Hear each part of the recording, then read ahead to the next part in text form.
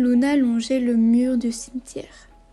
C'était la première fois qu'elle osait découvrir cet univers dans lequel séjournait depuis 2 ans. Ses parents qu'elle avait tant aimés et avec lesquels elle avait eu de merveilleux souvenirs. Le jour où elle perdit son père et sa mère fut très difficile pour elle. Le matin même, la jeune fille avait acheté de magnifiques fleurs colorées, dont des roses rouges qui sentaient divinement bon.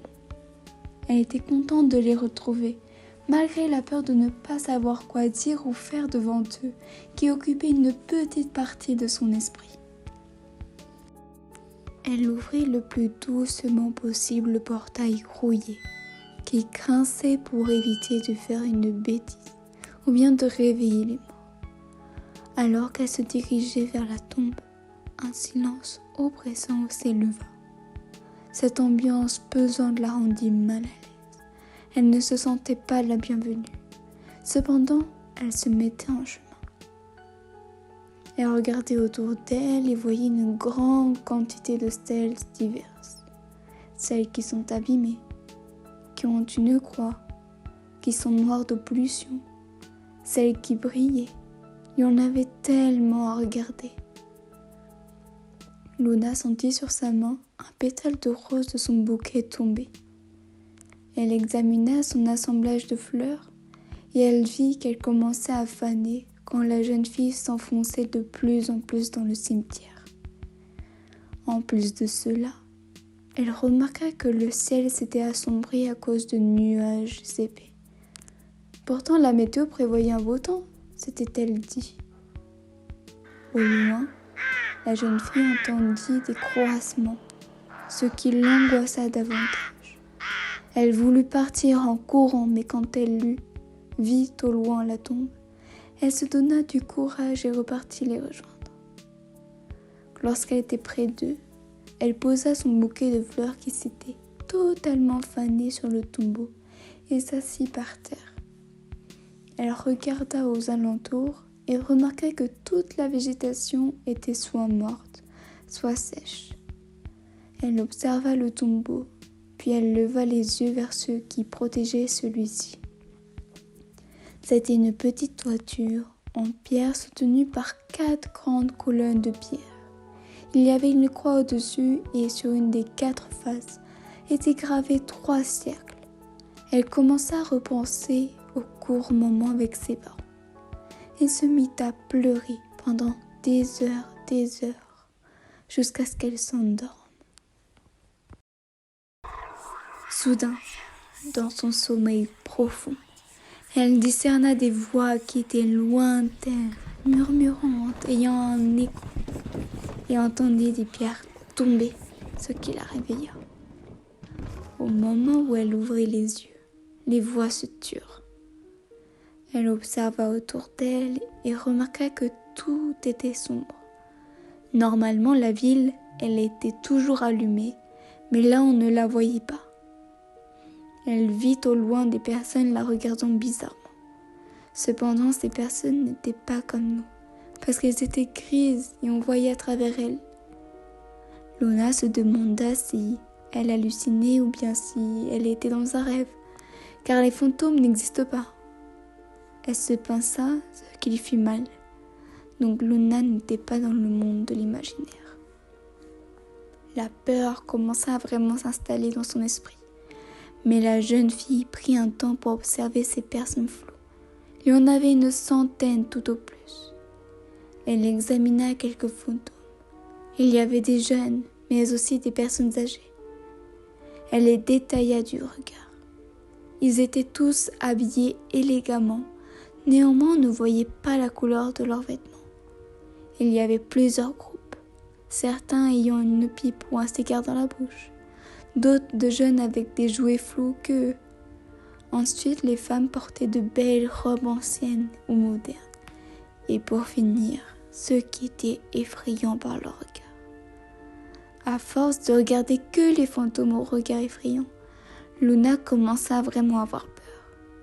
La jeune adolescente se leva et commença à repartir en marchant vers la sortie. Mais lorsqu'elle sentit des vibrations dans le sol, elle se mit à courir. Quand Luna arriva au même portail que celui par lequel elle était entrée quelques heures auparavant, elle baissa la poignée et poussa la porte, mais rien ne se passa. Elle essaya de la tirer, toujours rien. Son cœur se mit à battre plus vite et plus fort. Elle eut une autre idée, escalader le portail. Au moment où elle atteignit le sommet, elle ne put le franchir car une force surnaturelle l'en empêchait. Alors elle en descendit et s'assit contre le portail qui était froid au toucher. « Ne me dis pas que je suis coincée ici, chouina-t-elle. Mademoiselle, chuchota une forme floue qui ressemblait à une femme que la jeune adolescente avait vue précédemment. Ah! Sursauta Luna. Vous me voyez? Vous m'entendez? Questionna la dame fantôme. Luna hocha la tête de peur de crier et qu'elle lui fasse du mal. La jeune fille sentit de nouveau les vibrations, cette fois-ci bien plus fortes. C'est ainsi qu'elle s'angoissa encore plus. Elle se leva donc d'un coup et frappa le portail de plus en plus fort jusqu'à ce que ça fasse mal. « Arrêtez de vous faire mal, mademoiselle. N'ayez crainte, ce sont simplement les pas des anges de pierre de plusieurs tombeaux. »« Des anges de pierre vivants? Des fantômes qui parlent? Croyez-vous vraiment que je ne dois pas avoir peur? Je vous avoue que normalement personne ne nous entend ni nous voit. Vous êtes bien la première. Comment ça se fait alors? Voulez-vous bien venir avec moi pour rejoindre les autres, pour trouver une explication? Vous n'allez pas me faire mal, hein? » La dame floue allait lui répondre, mais Luna entendit un léger bruit régulier, comme celui d'une horloge qui semblait provenir du portail. « Hé, attendez, madame fantôme, entendez-vous ce bruit? Oui, c'est juste le portail. Mais pourquoi le portail ferait-il ce tic-tac? Je n'en sais rien, malheureusement. Il fait toujours ce bruit quand quelqu'un rentre dans notre cimetière et qu'il y reste plusieurs heures. Et d'ailleurs, appelez-moi madame Pierron. » Luna et la dame fantôme se mirent en route vers la tombe des parents de la jeune fille pour rejoindre les autres fantômes qui avaient attendu depuis tout ce temps. Pendant le chemin, madame Pierron lui racontait toutes les histoires des personnes qui étaient mortes dans ce cimetière.